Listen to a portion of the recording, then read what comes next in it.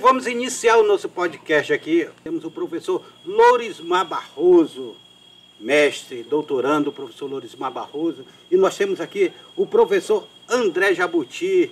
André Jabuti, que é professor da mediação tecnológica, professor lá da Baía das Onças, né, professor?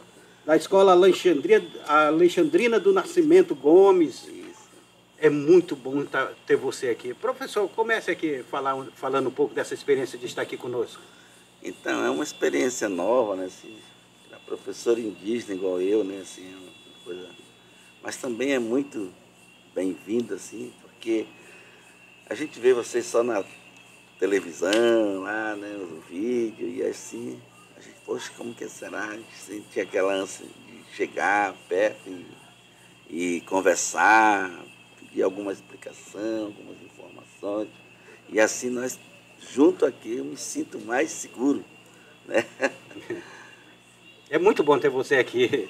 E aqui do outro lado eu tenho o professor Lorismar que está aqui conosco. O professor Lorismar que hoje está caracterizado, você vira a caracterização do professor Lorismar, ele está de Rondon, representando esse símbolo para o nosso estado de Rondônia. É isso mesmo. Aí, bom dia, boa tarde, boa noite a todos. Na hora que vocês forem assistir esse podcast, dependendo do horário, então já tem aí a saudação, manhã, tarde e noite. Obrigado, Beto, pelo espaço. E aí o nosso amigo aqui, o nosso professor de mediação, André Jabuti, olha que legal. Dividir esse espaço ao mesmo tempo com nossos professores da mediação tecnológica. Hoje nós estamos, essa semana na verdade, estamos realizando aí o primeiro seminário, aliás, o segundo seminário, né, Beto? Nós já tivemos outro, mas o primeiro pós-pandemia. Nós passamos aí 3, 4 anos sem nos reunirmos, né, novamente, e agora, do dia 21 ao dia 25, tivemos esse seminário aqui em Porto Velho, e hoje tivemos a oportunidade de trazer nossos professores a conhecer um pouco de perto o nosso memorial Rondon, e aqui tem toda a história deixada por esse grande herói que foi militar, indigenista, sertanista, self-made man, e tantos outros adjetivos que vários biógrafos também tentam decifrar uma qualidade para esse homem. O Rondon é uma marca, na verdade, e está hoje do lado desses professores, levando um pouco das informações, é muito gratificante. Eu tenho certeza que eles chegaram assim com uma expectativa e superaram a expectativa. Eu posso até saber do próprio André Jabuti como é que foi a expectativa de ter aí o Rondon falando para vocês toda a sua trajetória, quer dizer, parte da sua trajetória. Como é que foi, André? É muito importante, apesar de saber que ele é indígena. Exato. Sabe que nós indígenas também temos uma possibilidade muito grande de contribuir com parte de Rondônia, principalmente, que nós estamos no estado de Rondônia. E também essa história é muito importante para nós, né? Saber que a pessoa é indígena, saber que a pessoa conseguiu chegar num auge muito alto, né? E é o sonho de cada um de nós também, indígena, de chegar... E é até bom, né, André, levar para a tribo hoje, né, para a comunidade, e até também compartilhar com outros amigos de outras etnias. Olha, Rondon, ele foi nativo, ele foi descendente de indígena. Na verdade, por pai de mãe Terena e por pai de pai Bororo, né? E por pai dos avós, ele era Guaná. Então ele tinha um sangue indígena na veia. E ele se autoproclamou Bororo. Quando ele estava no Rio de Janeiro, tem uma passagem dele, André, que no Rio de Janeiro ele entra em conflito com um amigo militar e ele mete o cacete desse colega militar. E esse colega era Bororo, que mais tarde ele vai defender o próprio Bororo que ele tinha dado porrada. E aí, claro que ele vai pacificar várias etnias, poliglota, o camarada, falava mais de 5 idiomas, conseguiu pacificar em mais de 30 nações indígenas. E um dado interessante é que os próprios índios cintalargues irão flechar, vão matar o cachorro dele, que era o cachorro pastor alemão, chamado Lobo. Vai ser morto com 3 flechadas. E vai ser enterrado com honras militares. E de repente, ali para aquela área, né, Beto? Se você encontrar algum vestígio de aterramento, de caixão, alguma coisa, é o pastor alemão Lobo. O interessante é que nós estamos aqui fazendo esse podcast, nós estamos aqui numa maloca. Nós estamos dentro de uma maloca. Aí sempre quando a gente traz os alunos aqui, né, professor Lorismar, fica essa curiosidade, por que uma maloca no Memorial Rondon? E é interessante nós observarmos isso daí, essa passagem de Rondon, essa criação em 1910 do SPI, a demarcação de terras indígenas. O Rondon ele está muito presente aí. E tu já conhecia, André, essa parte indígena de Rondon, da criação do SPI, que hoje é a Fundação Nacional dos Povos Indígenas? Conheci algumas partes, né? Algumas histórias, mas assim não muito aprofundado, né? Mas é uma coisa muito importante, né, do SPI que foi criado, né? Serviço de Proteção aos Povos Indígenas. Né? Então esse é uma coisa inédita na história de Rondônia, né? E a maloca faz todo o contexto com a história do Rondon. Né? Foi por onde ele passou e visitou as malocas indígenas, então faz tudo um contexto. E um detalhe, André, o Dia do Índio foi o Rondon que criou. Além de criar o SPI, hoje atual FUNAI, a demarcação de territórios da área e até mesmo o próprio Dia do Índio foi o Rondon que deu a canetada. E tu sabia que teve um camarada chamado Cunha, ele vai ser o primeiro homem branco a se casar com uma indígena. E para poder pedir autorização, foram com todo mundo e ninguém dava autorização. O Rondon vai dar autorização do Cunha para se casar com a indígena, que se chamava Diacuí. Diacuí, na linguagem indígena, tupi-guarani, significa flor do campo. E ela casou, mas ela teve filho, e quando o filho nasceu, ela morre no parto. E aí só foi criada a criança mesmo. A criança deve estar hoje em torno dos seus 70, 90 e poucos anos, mais ou menos. André, quais é as etnias que tem lá nessa região, lá no Baía das Onças? Então, nós temos o Baiuru, o Massacá, Canoê, Macurape, Aruaque. André, viu como é interessante, Lorimar? Até para a gente utilizar nas nossas aulas. O canoê é aquele que tem um arco de 3 metros de altura? É aquele mesmo, né? Nossa. E legal. Falando em Baía das Onças, lá... E Baía das Onças é onde? Fica em Costa Marques. Eu estava querendo saber. Baía das Onças, vai ser em Costa Marques. E Costa Marques, falando em Costa Marques, não sei se tu conhece já a pesquisa também do professor Lorismar, dentro do Forte Príncipe da Beira. O Forte Príncipe da Beira aqui, apesar de ser uma construção lá do século XVIII, ele vai ser revivido quando o Rondon chega lá, né, Lorismar? No dia 24 de abril de 1930, quando o Rondon ele é destinado a ir para o local e fazer a limpeza do local. Mas a primeira pessoa que redescobre o Forte Príncipe vai ser o JCC, que é João Carlos de Carvalho, que era um almirante, indo ali para o ano de 1913, ele descobre o Príncipe da Beira. Temos, inclusive, documento do Exército que fala que foi em 1911 que o Rondon descobriu o forte. Mas aí, quando eu estava fazendo minha pesquisa do mestrado, eu descobri esse material e eu não dei importância, deixei passar. Quando eu me atentei e quis voltar para rever, eu não consegui mais encontrar. Porque o próprio Exército, tem tanto documento que nem ele sabe. E aí veio à tona o JCC, e em 1919 o Rondon aparece lá no forte, e no dia 24 de abril de 30, ele faz a limpeza, e em 32 é criado o PEF, o Pilotão Especial de Fronteira, que é a área onde vocês estão ali, na Baía das Onças. O engraçado, Ludmar, é a gente olhar a Proclamação da República, porque o Forte Príncipe da Beira, que vem lá do século XVIII, ele entra no final do século XIX, lá que nós temos a Proclamação da República, ele é abandonado após a Proclamação da República, né? Ele é abandonado, depois passa mais de 50 anos à mercê, e é quando depois o JCC redescobre e o Exército toma conta. E hoje o PF ele é comandado pelo 6º Batalhão de Fronteira, que é em Guajará-Mirim, e que é subordinado à 17ª Brigada, aqui de Porto Velho, que é subordinado ao Comando Militar do Amazonas, que é em Manaus. É o primeiro pilotão, e que é comandado ao Ministério da Justiça. E lá é o primeiro pilotão, né? É o primeiro pilotão que foi criado em 1932. É uma coisa fantástica. Eu sou suspeito de poder falar, né? Eu sei que o público está assistindo aí, está cutucando um no outro, não sei o que e tal.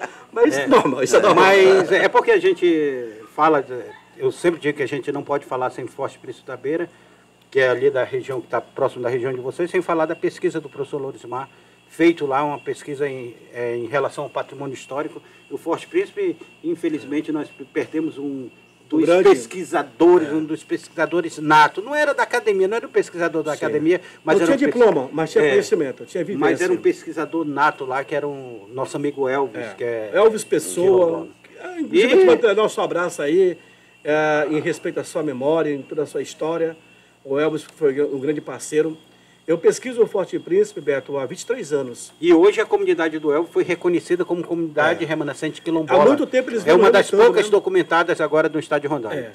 Teve uma que foi descoberto, recente, não faz 10 anos, que foi a comunidade de Jesus. E logo se passou a ser tombada, né? Foi reconhecida. E a do Elvis há muito tempo estava tentando também. E também outras comunidades.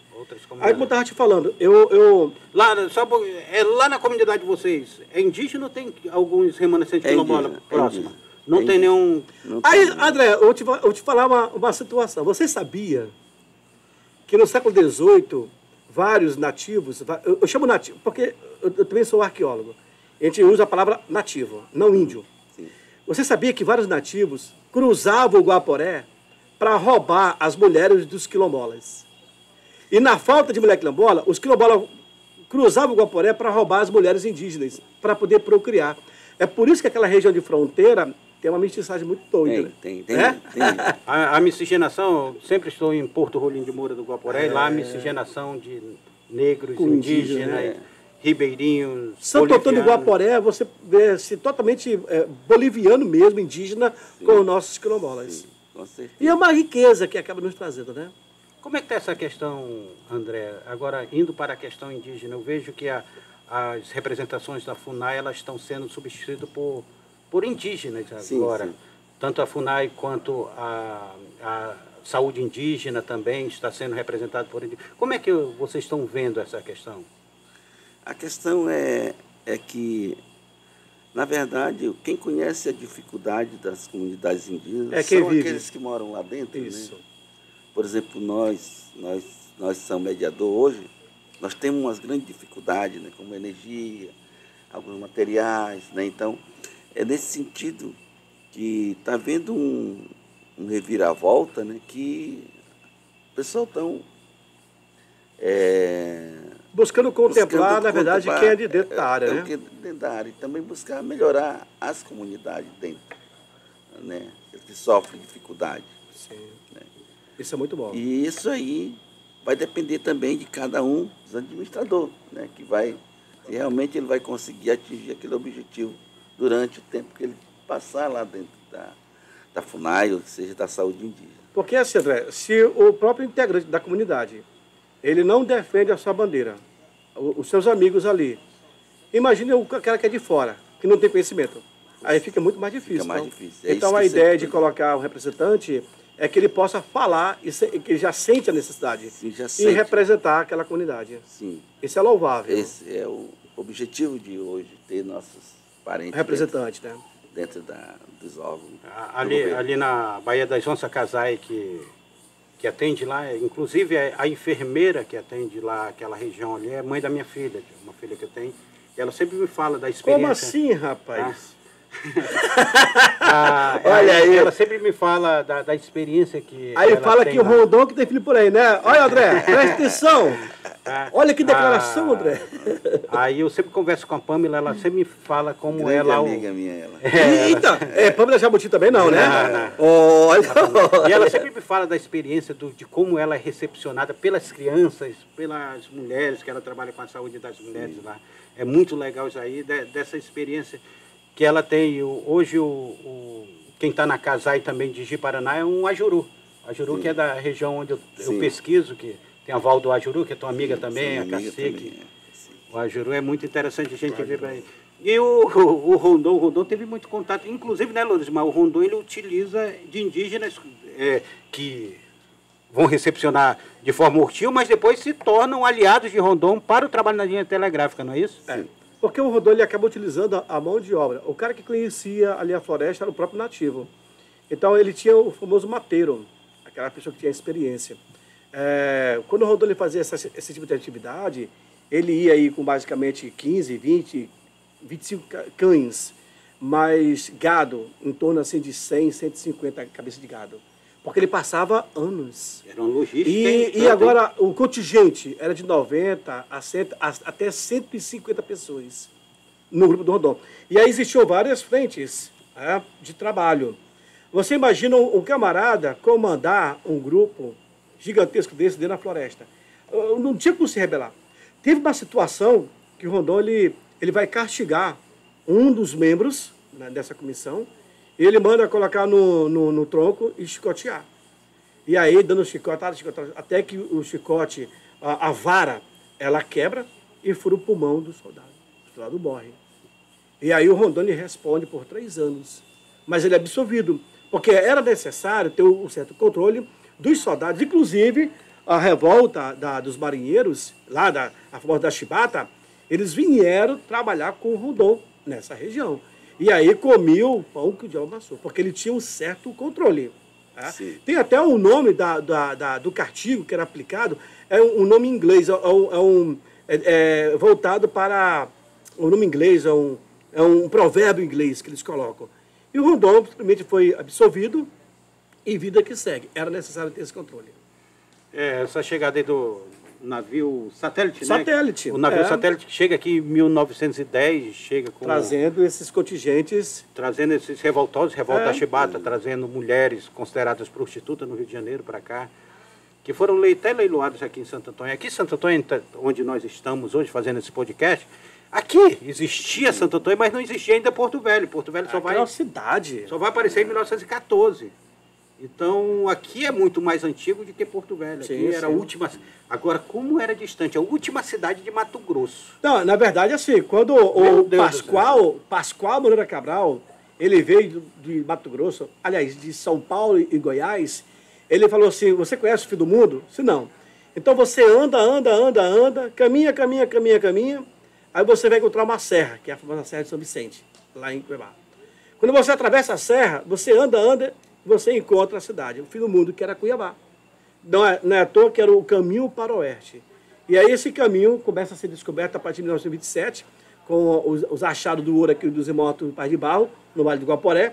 E aí, pensa que não, toda aquela área começa a ser cobiçada. Aí quando começa a ser criado os fortes, as missões de Santa Rosa Velha, o Forte de Conceição, o Forte de Coimbra, depois o da Beira, enfim. Aí de lá para cá, pensa que não, foi criando. E em 48, né, criado a capital de Mato Grosso, em 52 a Vila Bela, e aí lá na frente vai ser desmembrado, em 1943, a questão do Mato Grosso, e quando se cria o território federal de Rondônia, né? Mas depois passa também a Amazônia, enfim. É uma sequência de fatos e datas que acontecem no virar do século. Isso, 18, 19 até o 20. André, como é que está a construção, a gente está falando de história aqui, de cultura, como é que está a construção da história do povo jabuti? Tem alguém escrevendo sobre o povo jabuti? Falando, qual foi o momento do contato, o primeiro contato com o homem branco do povo jabuti? Tu tem esse registro lá na tua comunidade? Sim, inclusive eu escrevo mito, história do meu povo, né? Já tenho livros também, só falta publicar. Né? E assim, é uma coisa muito legal. Eu sei de onde meu pai veio, onde ele morava, né? Por onde ele passou, para onde ele chegou, ajudou na construção da estrada de ferro Madeira Mamoré, né? Na época, né?